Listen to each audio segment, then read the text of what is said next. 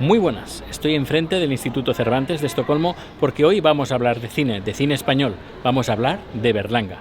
¿Me acompañas? Vamos.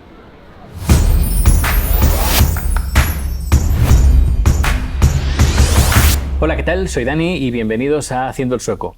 Hoy estoy en el Instituto Cervantes de Estocolmo y con motivo del centenario nacimiento del genial y fantástico director José Luis García Berlanga, tengo a mi lado a Miguel Ángel Villena. Hola, ¿qué tal? ¿Cómo estás? Muy bien, encantado de estar en Estocolmo, de poder ayudar a difundir la obra de un director genial, como tú bien has dicho, como Luis García Berlanga, y de que también en Suecia se conozca más todavía su obra, sus 17 largometrajes. Uh-huh. Déjame que te presente a nuestros oyentes y también espectadores, porque lo estamos haciendo en formato podcast y en formato vídeo, y además por duplicado a 360 grados y con esta cámara en plano. Bueno, Miguel Ángel Villena es periodista e historiador. Trabajaste en las secciones Internacional y Cultura del País durante más de 20 años. Has editado la revista Tinta Libre y has escrito otros libros como, por ejemplo, Españoles en los Balcanes, misiones civiles y militares en la antigua Yugoslavia, y de las biografías de Victoria Kent, Ciudadano Hazaña, biografía del símbolo de la Segunda República, y Ana Belén. Y el libro que estás presentando hoy aquí en Estocolmo es Berlanga, vida y cine de un creador irreverente. ¿Es correcto? Es todo correcto. Y déjame que haga una matización. Y me perdonarás si te tuteo. No faltaría más, yo también te voy a tutear a ti. Muchas gracias. El libro, además de Berlanga, vida y cine de un creador irreverente, ha ganado el premio Comillas de Historia de Biografías y Memorias. Exacto. Enhorabuena. Correcto, muchísimas gracias.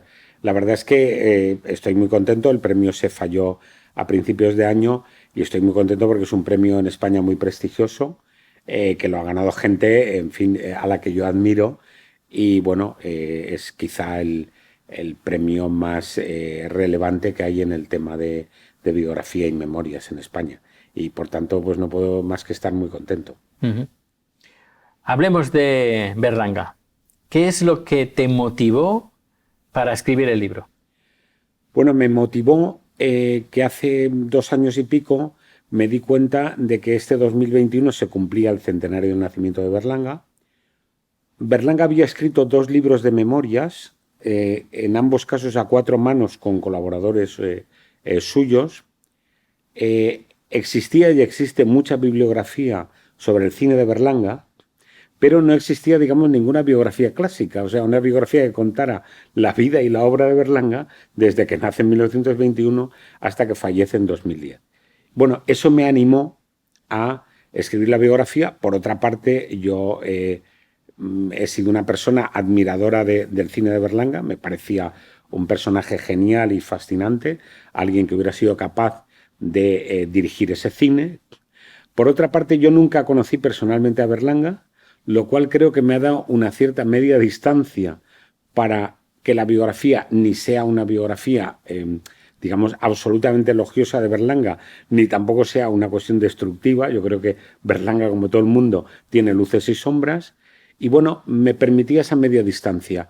Y lo que también consideré muy importante, y considero muy importante en una biografía, como autor y sobre todo como lector, es que el hilo conductor de este libro es la biografía de Luis García Berlanga.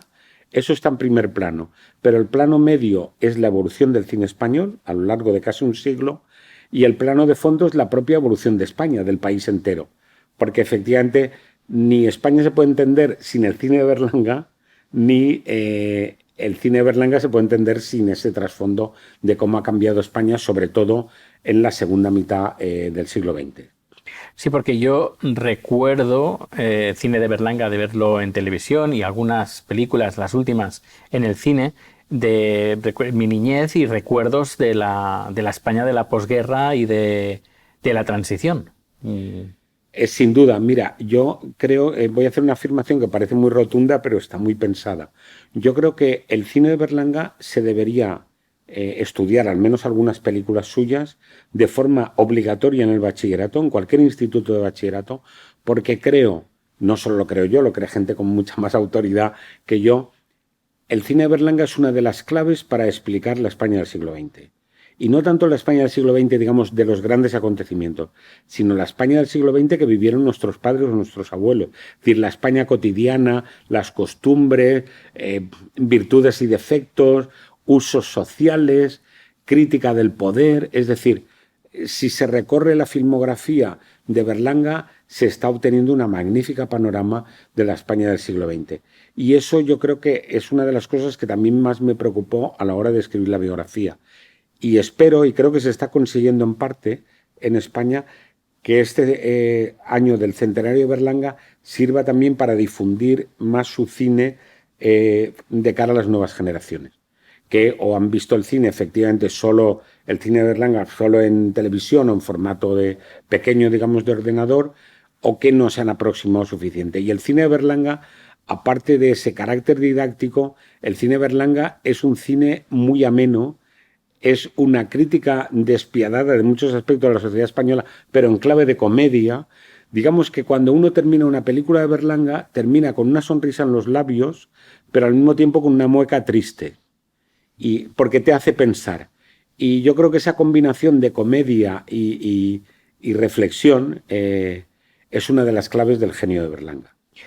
Comentas una palabra que creo que es muy acertada, tristeza. Porque en muchas de sus películas los protagonistas terminan, no hay final feliz, no es que muchas películas tengan final feliz, sino más bien todo lo contrario. Berlanga hace un cine de perdedores, es decir, y Berlanga muestra muchísimo cariño hacia esas figuras, aunque tampoco evita la crítica, es decir, digamos que Berlanga se solidariza, digamos, con la gente humilde, pero al mismo tiempo también critica sus defectos sociales. Y efectivamente, como tú bien dices, las películas de Berlanga tienen una especie de arco en la cual en el arranque sus protagonistas, que suelen ser varios, no un único protagonista, como sabes, al arranque de sus películas sus protagonistas parece que van a mejorar su situación de todo tipo, económica, afectiva y tal, y al final acaban o en el punto de partida o incluso en una situación peor que el punto de partida. Entonces, Berlanga, a pesar de que él vitalmente era un tipo, digamos, optimista y un tipo, digamos, muy sociable, pero efectivamente su cine, el final, en clave de comedia, pero es un poco triste, es un poco desolador.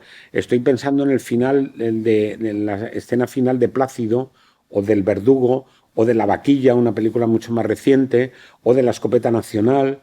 Quiero decir, donde el final, digamos, los que estaban destinados a perder acaban perdiendo.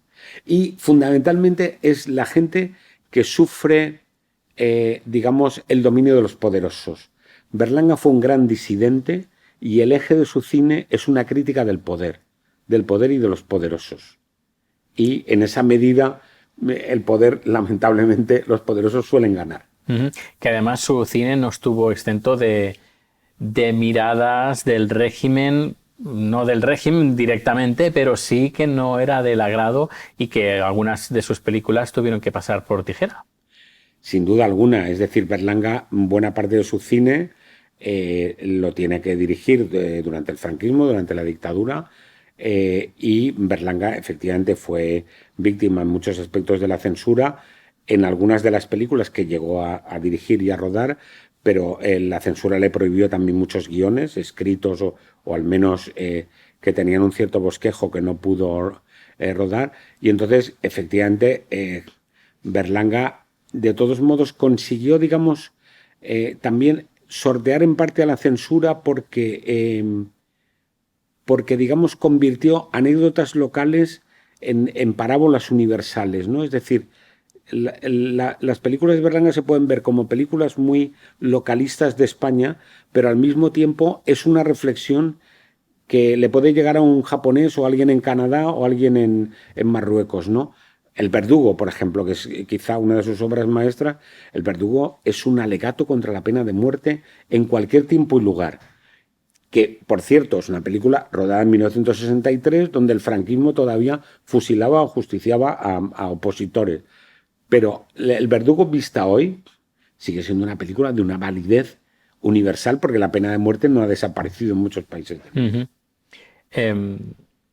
Otra película, por ejemplo, que si no me equivoco, corrígeme porque el profesional eres tú, Bienvenido Mr. Marshall tenía otro final.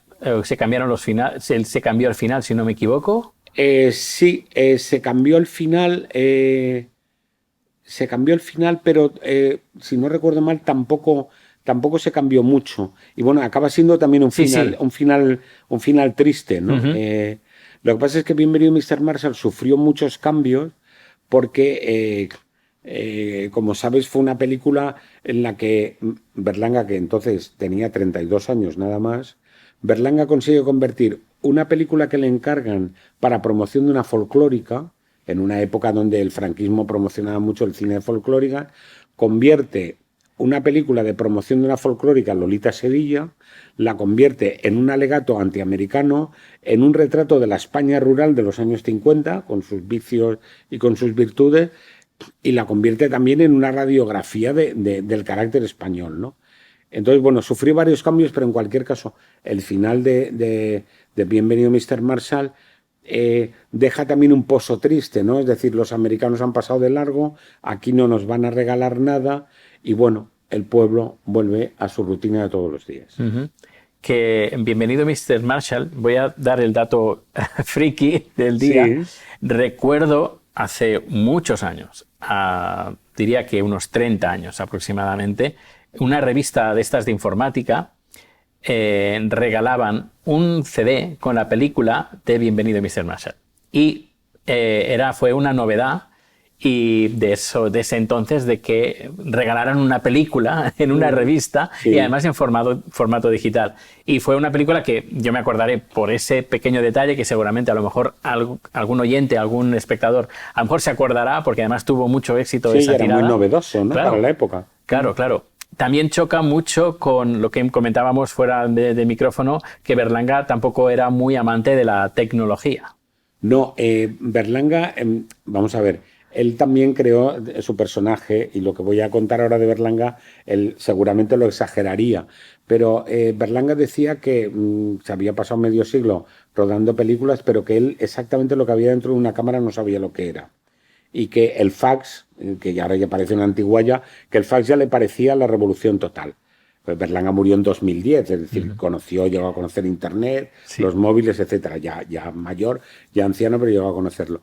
Pero quiero decir, más allá, digamos, de la fantasmada o de la butad, lo que sí que es cierto es que Berlanga decía que un director de cine lo que tiene que tener claro es la historia que quiere contar, cómo la quiere contar, y luego, para las cuestiones técnicas, delegar en la gente que sabe. O sea, Berlanga lo que fue un gran director de actores, que eso es públicamente reconocido, pero yo estoy convencido que fue un gran director de técnicos. Y algunos de los técnicos que trabajaron con Berlanga, que todavía viven, así me lo han confesado. Es decir, él era una persona que elegía a su gente, tanto actores como técnicos, con mucho esmero, y una vez los elegía, confiaba totalmente en ellos.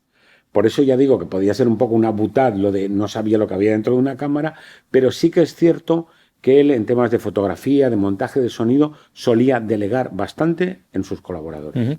Además, si no recuerdo mal, inventó, o al menos ideó, una especie de grúa que creo que se le llama la Berlanguita.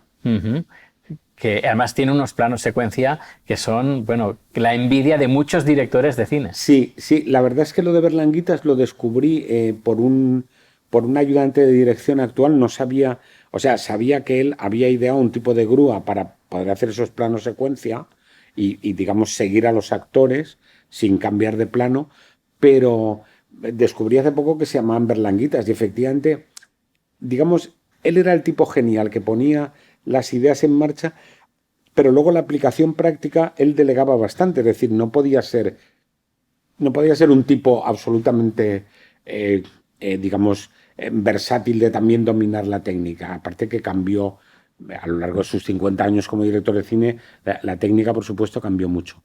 Pero sí, efectivamente, él tenía mucho la planificación en la cabeza. Y a pesar de la fama que tenía a veces de un tipo un tanto anárquico y un tanto desordenado, Toda la gente que trabajó con él, tanto actores como técnicos, comentan que era un perfeccionista y un tipo que llegaba al set de rodaje con perfectamente claro lo que quería. Claro, las tomas, los planos secuencia son muy difíciles de realizar y se requiere una experiencia y un diálogo entre los personajes, el equipo técnico, que tiene que fluir como el agua. Eso estaba, Daniel, muy preparado. De hecho, en Patrimonio Nacional, si algún oyente, algún espectador la vuelve a ver, en Patrimonio Nacional, que él utiliza mucho ahí el plano secuencia, hay un plano secuencia de 9 minutos, donde unos actores están recorriendo lo que era el Palacio de Linares, que es donde llega la familia Leguineche, bueno, la trama. Claro, un plano secuencia de 9 minutos, donde por un corredor, por un pasillo y por unas escaleras van desfilando los actores y al mismo tiempo van rodando, eso requiere de una maestría y de una sincronización total, ¿no? De un trabajo previo con los actores y también con los técnicos, de forma que Claro. todo encajara, claro. ¿No crees que la historia no ha juzgado correctamente a Berlanga? ¿No lo ha situado en el nivel como otros directores italianos, americanos, que se habla muy bien de ellos, pero que Berlanga les podría pasar por encima unas cuantas veces? Vamos a ver, sonrío porque, vamos a ver, Berlanga es un director que cualquier buen aficionado, y subrayo buen aficionado al cine europeo, conoce. Es decir, un buen aficionado al cine en Suecia, o en Alemania, o en Francia, o en Italia, un buen aficionado, no un aficionado medio, sabe quién es Berlanga y probablemente ha visto su cine. Bien es cierto que en España es un director muy reconocido, tanto digamos por la crítica como por el público. Berlanga llegó a ser en vida un director muy popular al que paraban por la calle y la gente decía voy a ver una película de Berlanga, igual que la gente dice voy a ver una película de Hitchcock o de Tarantino o de Scorsese. En España sí, y en el extranjero Berlanga tuvo, aunque recibió premios en festivales como Cannes o Venecia, fue candidato al Oscar con Plácido en 1962, pero al hilo de tu pregunta, bien es cierto que no tuvo la proyección internacional que hubiera merecido por una razón muy prosaica, porque el cine de Berlanga es muy difícil de subtitular o de doblar.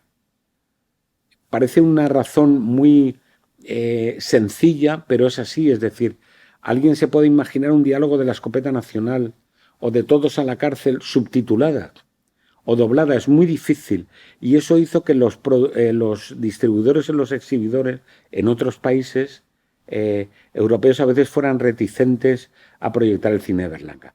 Pero dicho esto, yo creo que también el centenario está sirviendo para volver a colocar a Berlanga, como tú bien has dicho, no en un lugar preferente del cine español, en un lugar preferente del cine europeo, sin duda. Sí, sí. Quiero repasar un poco las películas que se van a proyectar este mes de septiembre aquí en Estocolmo. Esa pareja feliz, Bienvenido Mr. Marshall, Plácido, El verdugo, Tamaño natural, La escopeta nacional y La vaquilla. ¿La selección la has hecho tú o no? No. Vamos a ver, la selección la han hecho entre la Cinemateca Sueca y el Instituto Cervantes. Bien, es cierto que a mí también me pidieron opinión, pero al fin y al cabo son ellos los... pero en cualquier caso me parece una selección magnífica de la filmografía de Berlanga. Yo iré en todas las que pueda, porque ver estas películas de nuevo y en cine, claro, y en creo pantalla que grande, y en pantalla claro. grande no tiene precio. Mucha gente se queja del cine de plataformas, cuando mucha gente nos hemos criado viendo películas clásicas en televisión, y además con un VHS antiguo.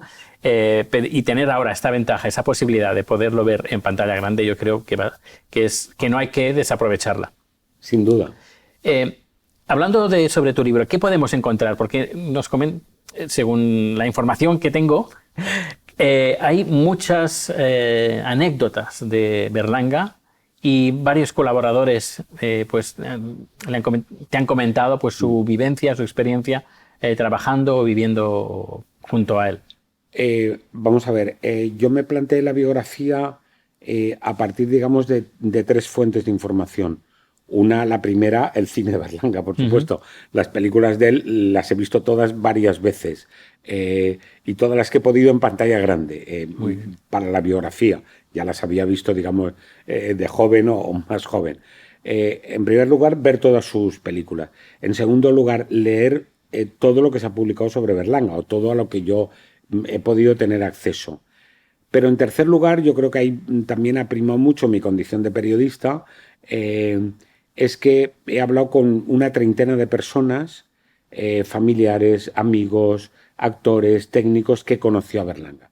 Es decir, es como una biografía reportajeada, clásica en el sentido de que arranca con el nacimiento de Berlanga, bueno, arranca con sus padres y abuelos y termina cuando Berlanga fallece. Es una biografía clásica, pero donde yo introduzco el que hay mucha comentario y hay mucho opinión y mucha semblanza de gente que lo conoció y que trabajó con él, desde sus hijos o familiares hasta gente que colaboró mucho con él o hasta actores como José Sacristán o Santiago Segura o Guillermo Montesino.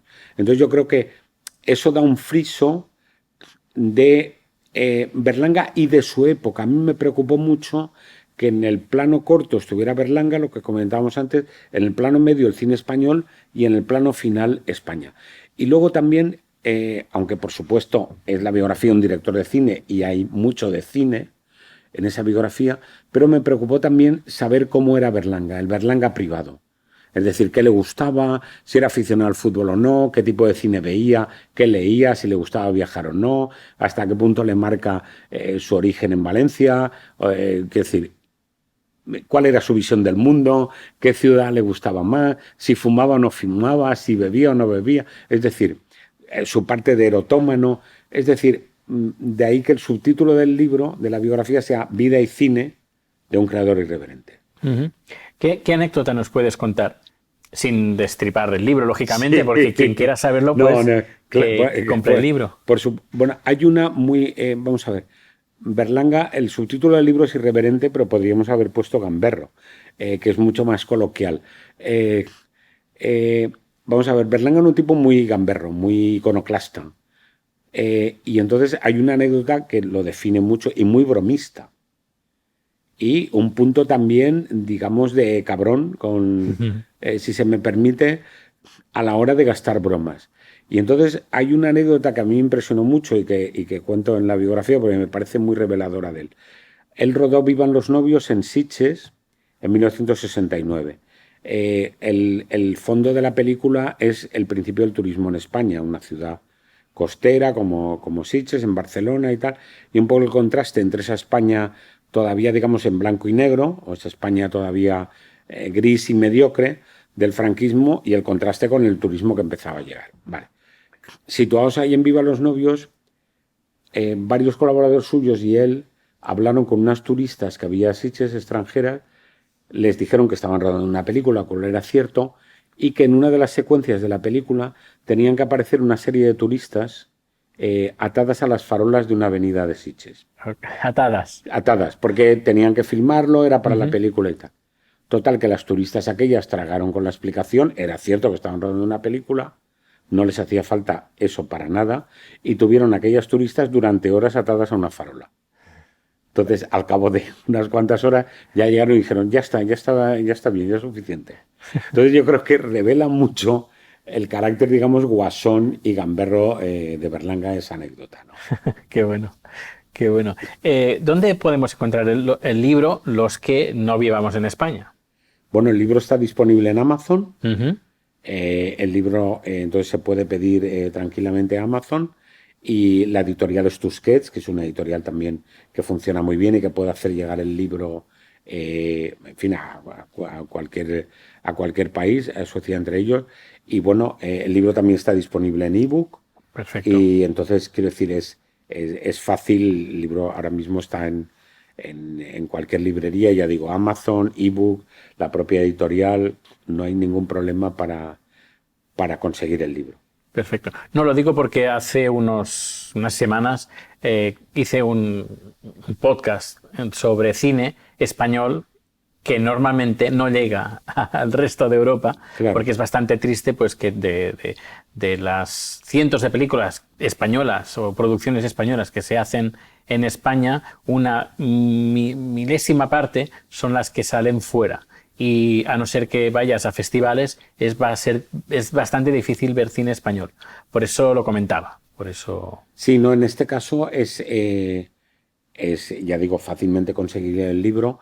La mayoría de películas de Berlanga también están disponibles en una plataforma de cine español que se llama Flix Olé, Flix Olé. Y ahí está, ahí se puede ver, se puede descargar uno. Creo que están todas las 17 películas de Berlanga. Si no las 17, al menos la inmensa mayoría. Es decir, que el cine de Berlanga es un cine fácilmente conseguible, vamos. Has hecho muy bien diciendo esta página Flix. Sin punto, Flix Olé. Flixolé.com, Sí, seguramente. creo que es .com. Bueno, pues Es ya una plataforma especializada en cine español. Y ya digo, si no están las 17, estarán 15. Vale. Todas las grandes películas de Berlanga están ahí. Es importante saberlo porque hay Claro. bastante gente que nos escucha y nos ve Claro. de fuera de España y creo que también es un buen Pues punto. ahí tienen, vamos, disponibles las películas de Berlanga y el libro, lo que te decía, tanto Amazon como en ebook como en la propia editorial. Perfecto. ¿Quieres hacer algún comentario sobre alguna anécdota adicional al libro que quieras sobre Berlanga? Bueno, la verdad es que una de las cosas que más me sorprendió en la biografía de Berlanga es que la mayoría de sus historias, de sus películas, aunque parezcan una caricatura, un esperpento, una sátira, un tanto exagerada, que lo es, una caricatura al fin y al cabo es un retrato con los rasgos exagerados, pero la inmensa mayoría de películas de Berlanga están basadas en hechos reales. Es decir, en sucesos que o él vio, o le contaron, o leyó en los periódicos. Era un gran lector de periódicos. Por volver a una película como El Verdugo está basado en una historia real del ajusticiamiento por garrote vil de la última mujer que se ajustició en España, la llamada envenenadora de Valencia, y esa ejecución se la cuenta a Berlanga un amigo suyo abogado que tiene que presenciar la ejecución como abogado de oficio, y Berlanga se queda con esa historia, ¿no? Se queda con esa historia y al final acaba incorporándola como un hecho real. La escopeta nacional está basada en una cacería del franquismo en la que el ministro Fraga le dispara por equivocación en el trasero a la nieta de Franco, ¿no? Entonces de ahí viene un poco también la escopeta nacional. Es decir, que buena parte de su cine, o sea, Berlanga lo que hace es ofrecer una sátira, pero con un fondo muy realista de lo que fue la sociedad española durante décadas y en muchos aspectos, para bien y para mal, de lo que sigue siendo la sociedad española. Sí, como una especie de reflejo de la realidad de aquellos tiempos, visto desde su prisma y dándole un toque de humor, supongo también para esquivar un poco También. Para esquivar un poco la censura, en la parte de cine que él dirigió durante el franquismo. Ha habido gente, no yo, que ha comparado, pero a mí la comparación no me parece exagerada. Ha habido gente que ha dicho que así como Goya es el gran cronista y el gran retratista de la España de principios del siglo XIX, Berlanga es el gran cronista de la España de la segunda mitad del siglo XX. No solo como cineasta, sino como artista global. Berlanga es comparable a los grandes escritores. Bueno, ha habido gente que lo ha comparado también con Galdós. Gente como Santiago Segura, que es decir, gente muy, muy autorizada y gente que se reconoce mucho en Berlanga. Y efectivamente no es exagerado. El cine de Berlanga es una magnífica crónica con ese toque de humor agridulce de lo que fue España durante décadas. ¿Y quién dirías que hoy en día pueda coger el relevo de Berlanga, de un director de cine español? Yo creo que Berlanga es bastante inclasificable, por un lado, pero sí que hay, voy a citarte 4 o 5 directores que sí que reconocen a Berlanga como un maestro y que en algunos aspectos de su cine se puede ver reflejada también la herencia de Berlanga. Uno es Pedro Almodóvar, otro sería José Luis Cuerda, otro sería Fernando Trueba y otro sería Alex de la Iglesia. e incluso Santiago Segura. Todos ellos beben un poco de esa mirada de Berlanga sobre España y sobre el mundo, lo reconocen como un maestro y hay parte de esa filmografía Berlanga está también en el cine de estos directores que te he comentado. Pues muchísimas gracias por tu tiempo, mucha suerte hoy en esta presentación que se va a hacer además en sueco, de traducción en sueco de forma simultánea. Y nada, los que estamos aquí intentaremos ver todas las películas que podamos y recuperar pues esa memoria de nuestra niñez para algunos, de la historia de España vista desde del gran maestro Berlanga. No, gracias a ti y desde luego ver por primera vez o volver a ver el cine de Berlanga es un placer que invita a la sonrisa y a veces a la carcajada, invita también a la reflexión sobre cómo somos los españoles y cómo hemos sido. Perfecto, muchísimas gracias. Gracias a ti, Daniel.